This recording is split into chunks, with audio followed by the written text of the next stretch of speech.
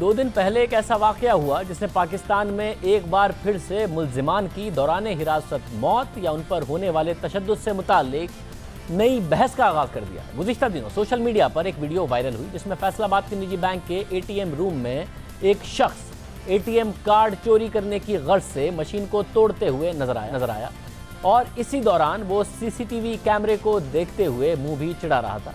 इस वीडियो के मंजर आम पर आने के बाद 3 दिन पहले इसी शख्स को रहीम यार खान के एटीएम के अंदर से कुछ लोगों ने पकड़ लिया और पुलिस के हवाले कर दिया।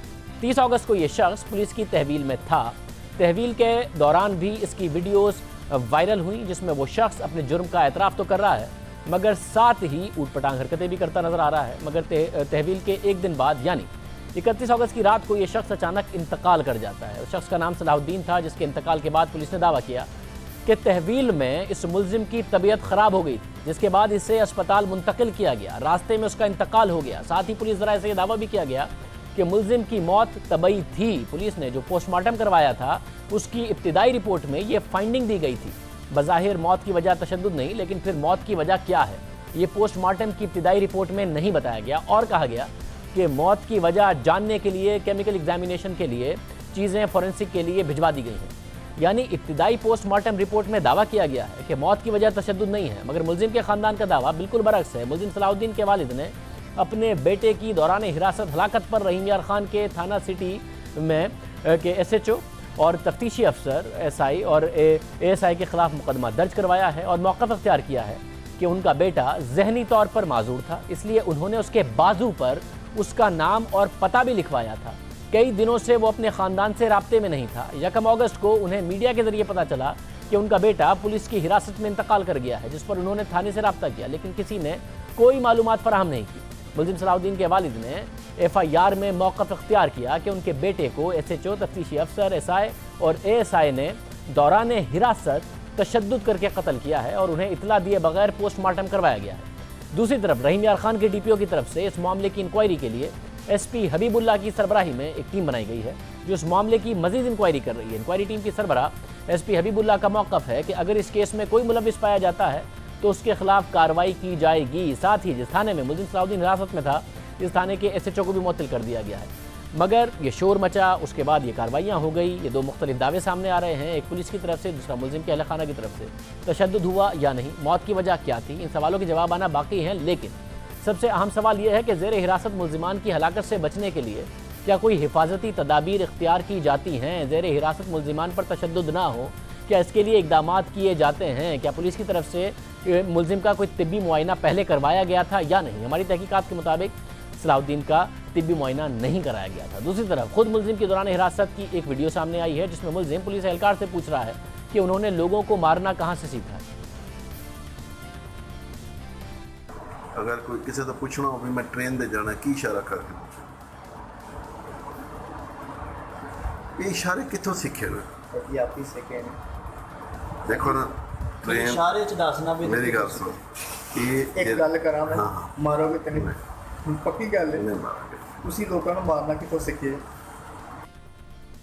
मुल्जिम की तरफ से पुलिस एहलकार से ये पूछना कि उन्होंने लोगों को मारना कहाँ से सीखा है, इससे मुल्जिम पर तशद्दुद करने के शुबहात पैदा होते हैं। कि इंक्वायरी टीम इस मामले की भी छानबीन करेगी और जब छानबीन होगी तो क्या महज एक जो कार्रवाई होती है सस्पेंशन की सूरत में, मौतली की सूरत में, वो होगी या इससे बढ़कर आगे कार्रवाई होगी? ये एक अलग सब्जेक्ट है जिस पर तफसील से बात करते हैं। अभी हमारे नुमाइंदे मलिक मोहम्मद असलम इस वक्त मौजूद हैं और रहीम यार खान में, उनसे पूछते हैं कि क्या तफसीलात हैं। इस वक्त तक कोई तफसीलात सामने आई हैं, कोई तहकीकात की तफसीलात असलम सामने आई हैं?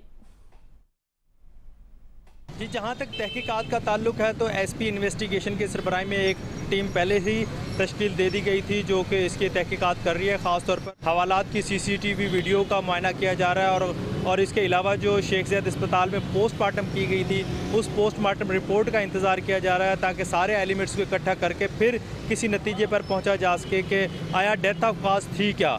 जहाँ तक कार्रवाई का ताल्लुक है तो DPO रहीम यार खान उमर सलामत ने आज जो सलाहुद्दीन के वालिद यहाँ पर आए थे उनकी दरख्वास्त पर उनकी मुद्दत में ज़ेर दफ़ा 302 के तहत SHO और जो इन्वेस्टिगेशन का दीगर अमला था समेत 3 पुलिस एहलकारों के ख़िलाफ़ जो है वो यहाँ पर मुकदमा दर्ज करा दिया गया है और जबकि उनकी गिरफ्तारी के भी अहकामात दे दी गई हैं। पुलिस उन्हें तलाश कर रही है जो जिन पर मुकदमा दर्ज किया गया है। जबकि मैं आपको ये बताता चलूँ कि ये जो मुतवफ़ी था सलाउद्दीन, जिसको यहाँ पर शाही रोड पर एक निजी बैंक थी, वहाँ पर एक ATM कार्ड चोरी करने के इल्ज़ाम में इसको वहाँ से शहरियों ने और बैंक अमले ने पकड़कर पुलिस के हवाले किया था। इब्तदाई तौर पर तो उसने अपने गूंगेपन का मुज़ाहरा किया, उसने कहा कि वो नहीं बोल सकता, इशारों से उसने बात की। जबकि इसके बाद अगले रोज़ ही फिर उसने बोलना भी शुरू कर दिया। फिर उसने ख़ुद एतराफ़ भी किया कि वो किस तरीके से वारदात करता था। उसने ये भी बताया कि वो ATM कार्ड में पहले कागज़ फंसाता था, फिर उसमें जब वो कार्ड फंस जाता था कस्टमर का तो फिर उसे बाद में आकर वो निकाल कर और ATM को तोड़कर वो ले जाता था। तो उसने ये भी बताया कि ये जो कार्ड था वो गुजरांवाला के इलाके में एक शख्स को 30 से 40 हज़ार रुपये में फ़रोख्त भी करता था। और उसने इस बात का भी तस्लीम किया था कि उसने 6 से 7 वारदातें इस्लामाबाद, फैसलाबाद और मुख्तलिफ इलाकों में की थी। और फैसलाबाद की तो एक वीडियो भी वायरल हो गई थी। बहुत शुक्रिया असलम, तफसीलात बता रहे थे। अब तक ये तय नहीं हो सका है कि मुलजिम को दौरान हिरासत तशद्दुद के ज़रिए कत्ल किया गया। ये मामला एक तबई मौत का है। बहरहाल पाकिस्तान में ज़ेरे हिरासत मुलजिमान पर तशद्दुद और तशद्दुद से हलाकतों के वाक़यात सामने आते रहे हैं और ऐसी मिसालें मौजूद हैं, मगर अब तक इस हवाले से ना कोई ठोस कानून साजी की गई है और ना ही कोई ऐसा निज़ाम मौजूद है जो ज़ेरे हिरासत मुलजिमान को तशद्दुद से तहफ़्फ़ुज़ फराहम कर सके। इस हवाले से 2015 में पीपल्स पार्टी के रहनुमा सेनेटर फरतुल्ला बाबर ने सेनेट में एक बिल पेश किया जिसका मकसद ज़ेरे हिरासत मुलजिमान पर तशद्दुद के ज़रिए हलाकत और जिनसी हिरासानी से तहफ़्फ़ुज़ फराहम करना था। ये बिल 2015 में सेनेट से मंजूर हुआ लेकिन कौमी असम्बली में मंजूर नहीं हो सका। 2017 में सेनेट में इस बिल को मुश्तरका इजलास में पेश करने की करारदाद भी पेश की गई, मगर नून लीग के दौरे हुकूमत में ये मामला आगे नहीं बढ़ सका, जिसके बाद तहरीक इंसाफ की हुकूमत आई। इंसानी हकूक़ की वजारत शेरी मज़ारी को दी गई। सितंबर 2018 को शेरी मज़ारी ने ट्वीट किया और मौक़िफ़ अख्तियार किया कि काबीना ने इंसानी हकूक़ से मुताल्लिक़ 3 मस्बत इक़दामात की मंजूरी दे दी है, जिसमें वजारत इंसानी हकूक़ से तीन बिलों को कौमी असम्बली में पेश करने की मंजूरी दी गई है, जिसमें से एक रिवाइज्ड बिल टॉर्चर से मुताल्लिक़ है। जिसके बाद 14 फरवरी 2019 को एक बार फिर शेरी मज़ारी ने इस हवाले से मुताल्लिक़ ट्वीट किया और मौक़िफ़ अख्तियार किया कि तशद्दुद के ख़िलाफ़ हमारा बिल काबीना की मंजूरी के लिए तैयार है। नून लीग के दौर में ये बिल वजारत दाखिला के पास सुस्त रवि का शिकार था। हमने इस मामले का जायज़ा लिया और ये बिल कौमी असम्बली के सामने पेश करने के लिए तैयार होगा, शायद अगले इजलास में। शेरी मज़ारी ने दावा किया कि वो अगले इजलास में अदम तशद्दुद का बिल पेश करेंगी। बात फरवरी की थी, अब सितंबर के महीना का आगाज़ हो चुका है लेकिन ये बिल अब तक कौमी असम्बली में पेश नहीं हो सका। हमने शेरी मज़ारी साहिबा को प्रोग्राम में आने की दावत दी, वो नहीं आई। अब ज़ेर हिरासत हलाकतों से मुताल्लिक़ हमारे निज़ाम पर हमेशा से तनक़ीद होती रही है। आलमी इदारे भी पाकिस्तान पर तनक़ीद करते रहे हैं।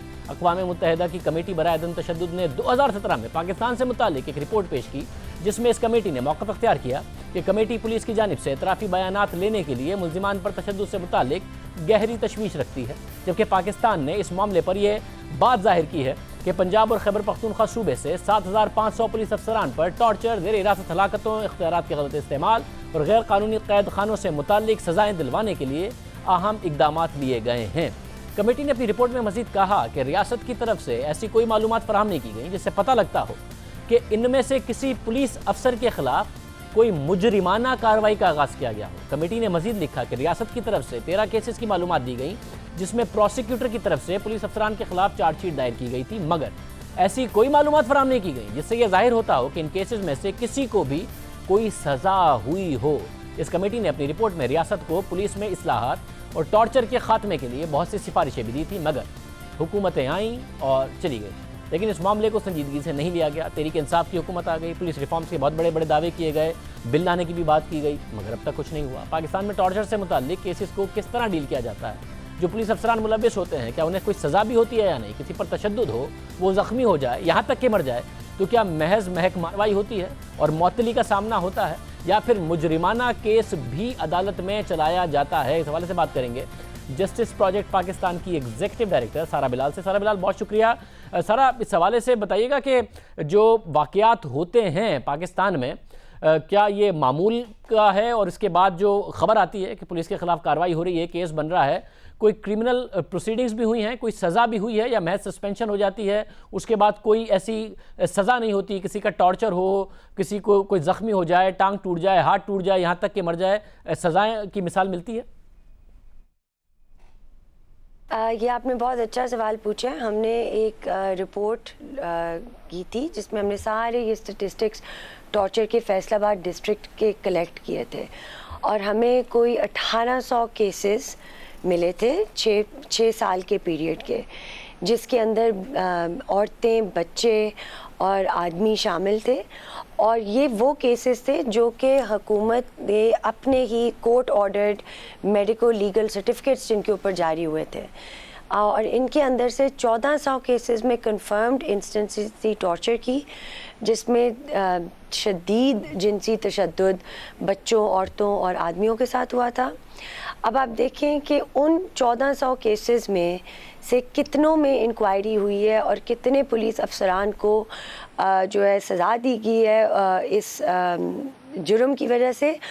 وہ inquiry national commission for human rights نے پچھلے سال ایک نیشنل لیول پہ فیصل آباد کی ڈاکیومنٹس میں انکوائری کی تھی, اور جو national commission for human rights کی رپورٹ ہے وہ انہوں نے اس سال مارچ میں اپنی فائنڈنگز دی تھی, جن میں انہوں نے یہ دکھایا تھا, ثابت کیا تھا کہ ان 1400 کیسز میں سے جن کو اب 8 سال گزر چکے ہیں, 2012 تک کا ہمارا ڈیٹا تھا, ان میں سے کسی بھی پولیس افسر کے خلاف کرمنل چارجز فائل نہیں کیے گئے. یہ سب سے شاکنگ انفارمیشن تھی کہ 10 سال بعد بھی, 8 سال بعد بھی کسی پولیس افسر کے خلاف کوئی اکاؤنٹیبلٹی میکنزم کام نہیں کی گئی. اگر آپ حکومت سے پوچھیں تو وہ کہیں گے کہ جی ہمارے پاس پبلک سیفٹی کمیشنز ہیں, پولیس آرڈر میں انکوائری کا انہوں نے پروسیجر لکھا ہوا ہے. لیکن سچ یہ ہے, میں بھی وکیل ہوں, مجھے بھی اب 12 سال ہو گئے پریکٹس کیے ہوئے, اور آپ کسی بھی فوجداری وکیل سے پوچھ لیں, ہماری یہاں پہ کوئی قانون نہیں ہے جو ٹارچر کو کرمنلائز کرے. ہمارے آئین میں, کانسٹیٹیوشن میں تو ہے کہ آپ کو پروٹیکشن دی جاتی ہے, لیکن ہمارے قانون میں کوئی بل نہیں ہے, کوئی لیجسلیشن نہیں ہے جو کرمنلائز کرتی ہے ٹارچر کو بائی پبلک آفیشلز, جس کی وجہ سے میرے جیسے وکیل بھی, میں نے اپنی ساری عمر جو یہی کام کیا ہے, کوئی ایک کیس بھی ٹارچر کا میں اس کی نتیجے پہ نہیں لا سکی جس میں پولیس افسر کو سزا دی جائے. اس لیے ایک آئین پاس کرنا, ایک قانون پاس کرنا جو کہ صرف ٹارچر کو دیکھتا ہے اور اس کو کرمنلائز کرتا ہے, یہ سب سے زیادہ ضروری ہے, ورنہ اس طرح کے واقعات ہوتے جائیں گے, ہوتے رہے ہیں اور ہوتے جائیں گے. ظاہر قانون سازی کے وعدے بہت ہوئے, ہوا نہیں, مگر آپ کو لگتا ہے ایک واقعہ ہوتا ہے, پھر شور مچتا ہے, پولیس انکوائری کی بات ہوتی ہے, پھر شور ختم ہو جاتا ہے, قانون سازی کی بات بھی پیچھے رہ جاتی ہے, وہ واقعہ بھی بھلا دیا جاتا ہے. کوئی انویسٹیگیشن کیسے ہو ان کیسز کی, اس کے لیے الگ سے لائے عمل ہو؟ آپ کو لگتا ہے کہ پھر واقعات کی روک تھام ہو پائے گی اگر باقاعدہ طور پر ایک لائے عمل بنے, قانون سازی ہو جائے؟ یہ واقعات ہوتے جائیں گے جب تک ہم قانون نہ لائیں جس کے تحت اکاؤنٹیبلٹی اسٹیبلش ہو سکے. اور یہ کہنا کہ پولیس افسران آپس میں ہی پولیس آرڈر کے تحت ہی جو ہے اپنے کولیگز کے خلاف امپارشل انکوائری کر سکتے ہیں, یہ غلط ہے. یہ کسی ادارے میں نہیں ہو سکتا. اگر آپ لائرز کو کہیں کہ آپ لائرز کے اوپر انکوائری کریں تو وہ ایک انڈیپینڈنٹ انکوائری نہیں ہوگی. سو ججز پہ کوئی بھی ادارہ لے لیں, it's the same situation. سو سب سے پہلے we have to do this. ہر حکومت نے اس چیز کو, فیڈرل, وفاقی اور صوبائی حکومت نے یہ تسلیم کیا کہ یس ہم لائیں گے, پولیس ریفارمز لائیں گے. آپ پولیس ریفارم کی بات نہیں کر سکتے جب تک آپ اس بل کو نمبر 1 نہ رکھیں کہ آپ لیجسلیشن پاس کریں کہ ہم ٹارچر کو آؤٹ لا کرتے ہیں. کسی بھی پبلک آفیشل سے اگر ٹارچر ہوا ہے, جنسی تشدد ہوا ہے, تو ہر شہری کی جان و مال اور کی حفاظت کے لیے یہ بل سب سے ضروری ہے کہ پاس ہو.